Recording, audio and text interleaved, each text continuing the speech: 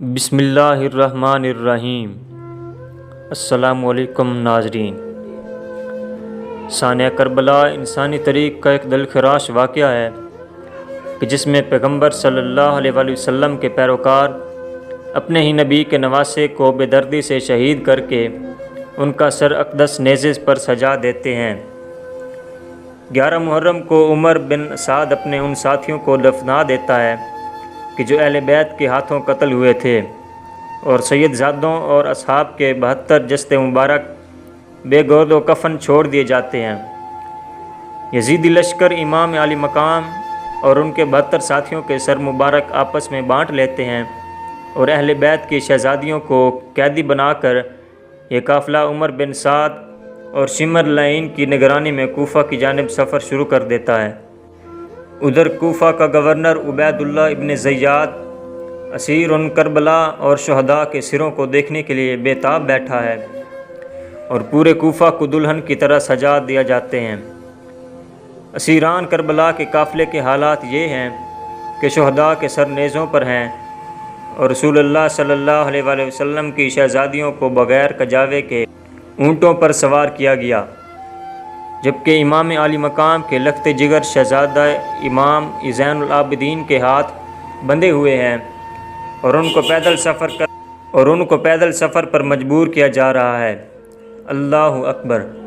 حضرت زین العابدین بیماری سے نڈال ہیں اور تھوڑے سے سفر میں ہی تھک جاتے ہیں اور جگہ جگہ رک کر سانس لیتے ہیں، لیکن شمر ملعون کو کوڑا مارتا ہے اور چلتے رہتے کا حکم صادر کرتا ہے۔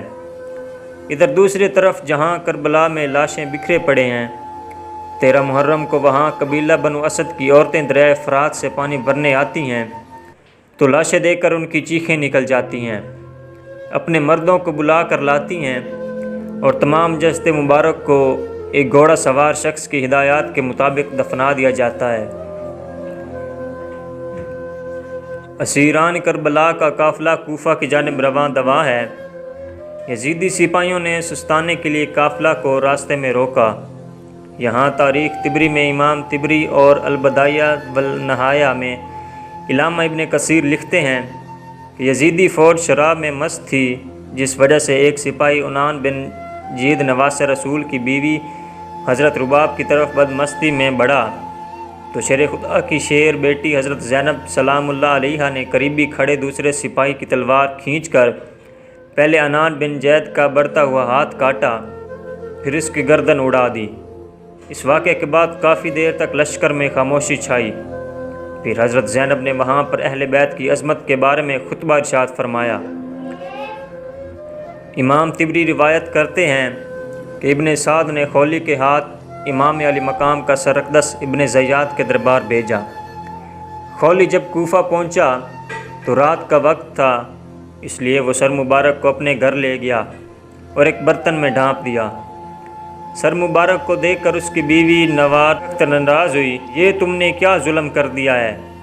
وہ بیان کرتی ہے کہ خدا کی قسم میں نے دیکھا کہ ایک نور برابر آسمان سے اس برتن تک ستون کی مانند چمک رہا ہے، اور میں سفید پرندے دیکھے جو برتن کے ارد گرد منڈلا رہے تھے۔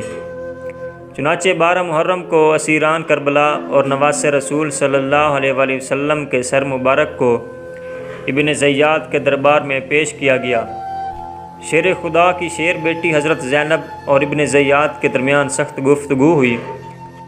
کوفہ کا درندہ صفت خونخوار حاکم عبداللہ ابن زیاد، جس کی تلوار سے خون ٹپک رہا ہے، جو فرزند رسول امام حسین اور ان کے اعوان و انصار کا خون بہا کر مست و مغرور اور کامیابی کے نشہ میں بالکل چور ہے، اس کے مقابلہ میں حضرت امام زین العابدین ایسا بے باک اور سخت لب و لہجہ اختیار کرتے ہیں کہ ابن زیاد آپ کے قتل کا حکم جاری کر دیتا ہے۔ چنانچہ اگر جناب زینب سلام اللہ علیہا ڈال کے مانند آپ کے سامنے آ کر یہ نہ کہتی کہ میں اپنے جیتے جی ایسا ہرگز نہ ہونے دوں گی، اور ایک عورت کے قتل کا مسئلہ درپیش نہ آتا، نیز یہ کہ قیدی کے طور پر دربار شام میں حاضر کرنا مقصود نہ ہوتا، تو عجب نہیں ابن زیاد امام زین العابدین کے پاک خون سے بھی اپنے ہاتھ رنگین کر لیتا۔ ابن زیاد نے شہداء کے سروں اور کربلا کے اس قیدی قافلے کو شمر، لعین اور طارق کی قیادت میں یزید کے دربار شام کی طرف روانہ کر دیا۔ شیخ خوارزمی اور ابن عاشم لکھتے ہیں کہ جب قافلہ کوفہ سے شام کی طرف روانہ ہوا تو اہل بیت سے ایسے ہی سلوک کیا گیا جس طرح جنگ میں جیتے ہوئے قیدیوں سے کیا جاتا ہے۔ اللہ اکبر!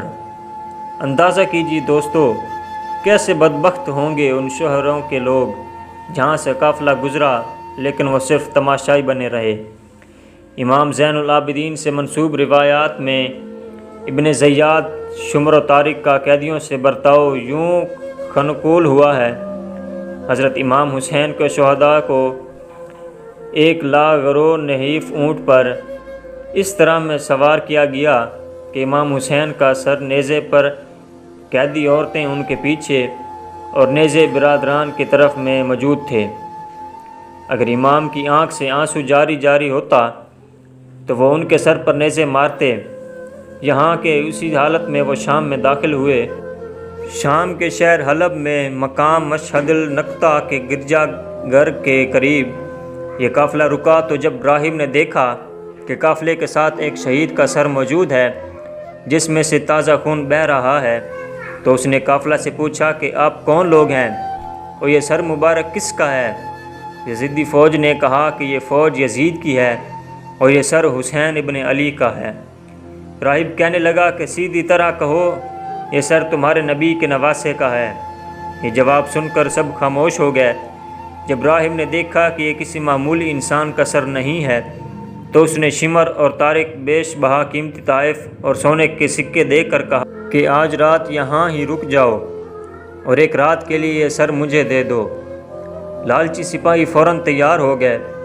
راہب ساری رات سر مبارک کی کرامات دیکھتا رہا اور صبح کلمہ پڑھ کر مسلمان ہو گیا۔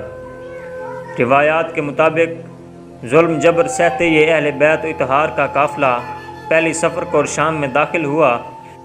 یزید کے حکم کے مطابق شہر کو ایسے ہی سجایا گیا تھا جیسے کسی جیتی ہوئی فوج کے کمانڈر کے استقبال کے لیے سجایا جاتا ہے۔ شہر میں داخل ہونے کے بعد اسیران کربلا کو جامع مسجد کے چبوترے پر بٹھایا گیا۔ یزید کے حکم کے مطابق محل کو سجایا گیا اور تمام بزرگان شام کو محل میں مدعو کیا گیا۔ پھر حکم ہوا کہ اب اسیران کربلا کو حاضر کیا جائے۔ امام حسین کا سر مبارک ایک تشت میں پیش کیا گیا اور کھانے کی میز پر رکھ دیا گیا۔ یزید اپنے اصحاب کے ساتھ شطرنج کھیلنے لگا۔ وہ جیسے ہی بازی جیتنا جام نوش کرتا اور باقی بچا ہوا جام تشت پر گرا دیتا۔ دربار میں موجود مروان بن حکم کے بھائی یا بن حکم اور صحابی رسول ابو برزہ اسلمہ نے جب یزید کی ان حرکتوں پر اعتراض کیا تو یزید نے ان دونوں کو ذلیل خوار کر کے اپنے دربار سے نکال دیا۔ اسی طرح شام میں چاہے وہ یزید کا دربار ہو یا مسجد میں لوگوں کا بے پناہ ہجوم، بڑے ہی واضح الفاظ میں دشمن کی سازشوں سے پردہ اٹھا کر حقائق کا برملا اظہار کرتے رہتے۔ چنانچہ حضرت زین العابدین ان تمام خطبوں اور تقریروں میں اہلیت کی حقانیت اور موجودہ حکومت کے جرائم اور ظلم و زیادتی کا پردہ چاک کرتے ہوئے نہایت ہی تلخ اور درشت لب و لہجہ میں غافل اور ناآگاہ عوام کو جھنجھوڑنے اور بیدار کرنے کی کوشش کی گئی ہے۔ لیکن یہ ضمیر لوگ اپنے آپ کو بیچ چکے تھے۔ ان پر حضرت امام زین العابدین اور حضرت زینب کے خطبات کا کوئی خاطر خواہ فائدہ نہ ہوا۔ سبھی کی مائیں بہنیں اپنے اپنے گھروں میں تھیں، جبکہ حضور صلی اللہ علیہ وآلہ وسلم کے نواسے کی بیویاں، بہنیں اور بیٹیاں قیدی بنے دربار میں موجود ہیں۔ اللہ اکبر! کیوں نہ وہاں موجود لوگوں کے دل پھٹ پڑے۔ اللہ اکبر! اس کے بعد یزید نے قافلے کو آزاد کرتے ہوئے مدینہ بھیج دیا۔ اللہ سے دعا ہے کہ ہم نبی آخری الزمان حضرت محمد صلی اللہ علیہ وآلہ وسلم اور ان کی پاک آل پر اپنی جان نثار کرنے والے بن جائیں۔ اے اللہ پاک، ہمارے گناہوں کو بخش دے، ہمیں اور ہمارے دلوں کو بغض اہل بیت سے پاک رکھنا اور ہمارا حشر بروز قیامت حضور صلی اللہ علیہ وآلہ وسلم اور ان کی آل پاک کے ساتھ کرنا۔ آمین لکھنا مت بھولیے گا۔ دوستو، ویڈیو اچھی لگی ہو تو لائک کریں، سبسکرائب کریں۔